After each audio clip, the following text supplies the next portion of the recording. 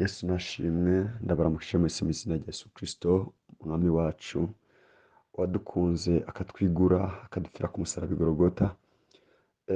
Icatumye adupfira ni ukugira ngo tugire ivyizigiro bizima tumaze gutsindirwa umwansi wacu yahora adutwaza ituntu. Nuko ni jewe nongeye kugaruka kugira ngo dusangire amajambo y'Imana. Nyamara mbere yuko dusangira amajambo y'Imana agomba kubabwira ko mw'ishengero ryacu twatanguye amasengesho y'imisi 21 n'amasengesho twinjiyemo kugira ngo tutakambire Imana ngo idushoboze kandi duhe kwikunkumura abadayimoni ndetse n'imigozi y'akaronda cyangwa se akarande ko mu miryango yacu. Ni gute womenya cyangwa se ni gute nomenya ko hariho imigozi imboshe cyangwa ikuboshe? Ikintu kizokwereka ko ufise karande ko mu muryango, mbere d'abord nta muntu n'umwe mu buzima ariho adafise karande. Tugize karande zitandukanye, tugize imigozi tuboshe itandukanye, ariko umuntu wese arafite karande. Karande ni iki? Karande ni uruhererekane rw'ingwara, rw'ibihe, rw'ubukene, rw'ivyago, rw'amakuba, rw'akarenganyo. Ubona kabara ibintu vyarabaye kuri so wawe ugasanga nawe bikuriko. So yaragwaye diabete ugasanga nawe urayigwaye. So yaragwaye hypertension ugasanga mu muryango hariho ingwara runaka ari uruhererekane. Mu muryango ugasanga hariho ubugumba par exemple. Ugasanga mu muryango harimo guteba kurongora canke kurongorwa. Ugasanga mu muryango harimwo ubukene wowe uragerageza kurondera ariko nturonke. Ugasanga umuntu mukorana cyangwa se mwiganye cyangwa se mwaronderanye wowe arakugwiza inshuro 10 ugasanga mu mwaka afise imiduga 2 wowe atani kinguragura kandi mwarondereye hamwe baranamusumbije n'umwete no kurondera. Ngo ndababwira ngo ibintu byose duhura navyo birahererekana mu muryango. Uze murebe mu muryango iwabo atakibazo cy'amafaranga bafite, usanga abantu bose muri uwo muryango nta kibazo cy'amafaranga bazigera bagira. Mugo nabo ugasanga barafise akagozi swate k'ubugwayi cyangwa se ko gukenyuka, gupfakara, gupfisha, kuvyara abana b'ibidebire, ibintu nk'ivyo. Ugasanga mu muryango iwanyu murafise abana b'ibidebire 3, 4, ugasanga mu muryango baricana hagati yabo. Ivyo byose biva ku migozi y'akarande cyangwa se karonda. Ngoma ndababwire ngo hari abantu usanga bafise karonda y'ubusambanyi, ugasanga umwana n'umwana avutse, umwana atangura ubusambanyi agifise imyaka 10-12, ugasanga umwana mutonya imyaka 5 aho yiherereye kararondera utwana yigira ku busambanyi. Ivyo byose ni imigozi y'akarande. Ngoma ndababwire ngo hari abantu bafise ingwara z'akarande, hari abafise impwemu mbi z'ubusambanyi z'akarande, ubusuma bw'akarande. Ugasanga umuntu arafise karande yo kwibwa. Uguze telefone nziza iribwa cyangwa se yameneka, ibintu nk'ivyo. Ngoma ndababwire ngo ivyo byose iyo biva bikagera, iyo utabifatiye umwanya wo kuvyikura bihema bigutaye mu ngorane. Hari abantu bafise karande yo kudasenga, yo kudakizwa.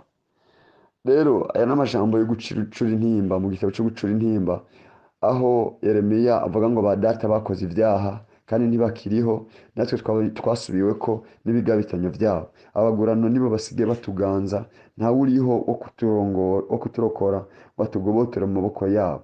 Ibyo kurya tubironka duhevye amagara kubw'inkota itegeye mu bugaragwa. Urukoba rwacu rusigaye rwirabura nk'inkono bitewe n'umuriro w'inzara. Ibi ubiravye urashobora kuvyibona nko mu buzima bwawe. Iki gitabo ni igitabo Yeremiya yanditse. Yeremiya ni umwe mu Bayuda, ni umwe mu Bisirayeli yari yatowe n'Imana ngo abe umuvugishwa n'Imana. Imana yahora imutuma ngo agende aburira Abisirayeli yuko ibyaha byabo arivyo bizobatsinda, arivyo bizobica, arivyo bizotuma bajanwa ari nyagano. Yeremiya arababurira ariko ntibigeze bamwumvira, bakomeje kugamika amazosi. Ngoma ndababwire ngo ibigabitanyo byabo byatumye Imana irekura Nebukadineza, araza arabafata mpiri abatwara mu gihugu kitari cabo ari nyagano, bafashwe mpiri. Bamwe bagenda bari mu kubakura muri Israeli babajanye i Bukarudaya n'ahantu ngo hari ibirometero 5,000, ni ukuvuga nta muduga woronka utwaramo igihugu cyose. Barafata bakabambika iminyororo mu izosi cyangwa se mu nda, bakagenda bakwegana kugira ntihagire ucika, nuko bakabatwara bariko ingogo cyangwa bakabahambirira babiri ingogo cyangwa se igiti kibahuza. Ugasanga wewe n'uri imbere yawe muriko ibiti bibiri ku izosi, kimwe ku rutugu rumwe ikindi ku rundi rutugu, bakaca babihambira ku izosi ryanyu kugira ngo nihagira uwiyumvira ngo twiruke muri babiri muri kwiryo izo ngogo, nimwokwiruka ngo musige umuntu atari na kimwe kimuriko. ni ukuvuga hari abapfira mu nzira, hari abafatwa nabi bamaze kugerayo baracunaguzwa bafatwa nabi. Ngomba ndababwire ngo uyu munsi bene ubwo buja nta buhari, ariko mu buryo bw'impwemu burahari. Ugasanga we na mwene wanyu mugwaye ingwara imwe, amaso yanyu yarazigiye, cyangwa se ubukene bwarabishe, amadeni arabarembeje, ingwara runaka yarabafashe irabazingazinga. Ngomba ndababwire ngo Satani uko yamye akora kera, n'uyu munsi niko akora. Kera Abisirayeli ibyago babibamwe mu buryo bw'umubiri, ari ubuja bababaja mu buryo bw'umubiri, ariko uyu munsi ubuja bwarahindutse, ntibukira ubuja bwo mu mubiri, ahubwo n'ubuja bwo mu buryo bw'impwemu. Ugasanga umuntu ararondera mugo ntigera aronka, ugasanga umuntu ari kw'ingogo y'ubugwayi, ugasanga umuntu ari kw'ingogo y'ugwanka, mu muryango barakwanka, ugasanga abarozi ni wowe umengo bakuraza abarozi barakuroga akanya kariko kose. Ibyo byose ngo ndababwire ngo birakwiye ko umuntu afata umwanya wo kuvuga ngo Mana, ibyanesheje data ntibikwiye kunesha, ingwara yishe data ntikwiye kunyica, ubukene bwishe umuryango ntibukwiye ubuseribatere. Ngoma ndababwire hari abantu mu miryango iwabo batigera bagira mariage, bakwega bigemura. Hariho abantu batubaka byaye kabiri baca babirukana, cyangwa se umugabo agacapfa. Ngoma ndababwire ngo ibyo byose karande ni nyinshi cyane, ni myinshi iyo mivumo. N'ahandi iva ku byaha by'abasogokuru, iva ku byaha by'abatubyaye, iva ku byaha by'abatubanjirije. Ngoma ndababwire ngo ikintu gituma abarundi uno munsi bari mu bukene sikindi nuko abami baturongoye ubwa mbere bari barafashe bavuga ngo kiranga kiri umwero, turakweguriye igihugu, turakweguriye inka n'imirima, turakweguriye urubyaro rwacu. Ngoma ndababwire ngo mu kuvuga ibyo baba baturagije amadayimoni, baba baturagije abapfumu, baba baturagije impwemu mbi. Satani nawe ni umusuma. Bibiliya iravuga ngo igisuma ntikiza none kindi atari ukwiba, kwica no gutikiza. Iyo Satani urinze uvuga ngo ndakwihaye, ubu mwihaye koko, kugira udusubire kumuva mu ntoke biragoye. Ngoma ndababwire ngo ibyago byose dufise mu bikomoka ku kuba Adamu yayemeye kumvira Satani. Iyo rero Satani umwihereje wenyine bwawe, iyo ujya ku bapfumu uzorinda upfa uri mu magorwa.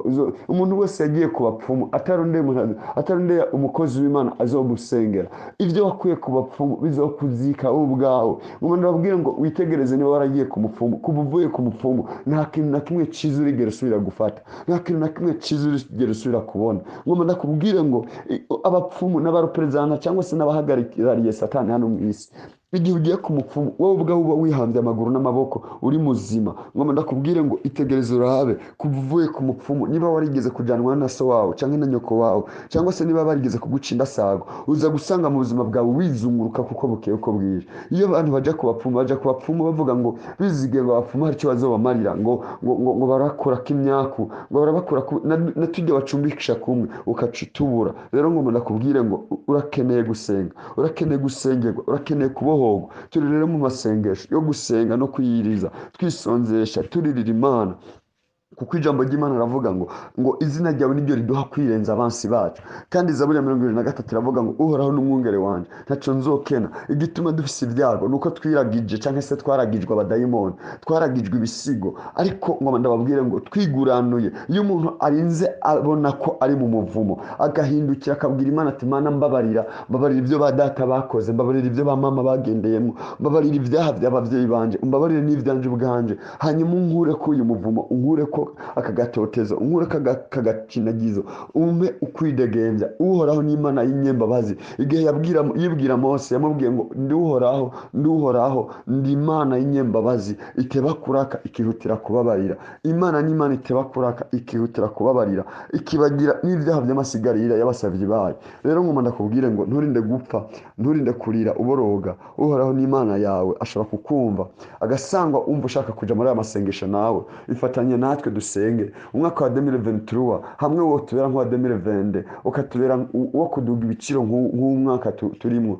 Abosigara mu Burundi baba bake. Senga, saba Imana igutabare, saba Imana igendane nawe umwaka uza, izibane nawe, ntuze ube mu buzima bwo mu ruho, kandi Uhoraho abikunda ibibahera mu itiro. Yesu aguha umugisha. Nuko mugire umugisha aho muherereye, asangwa ugwaye, sangwa aho wari wihebuye, ngomba wongere uduze ivyizigiro, werekeze umutima wawe ku Mana.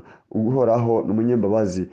Tugaruke kuhoraho, aratugirira imbabazi. Tugaruke kuhoraho, aratugirira imbabazi, ndetse araduharira, yongera dusubizemo intege. Yesu abaha umugisha. Shalom, shalom.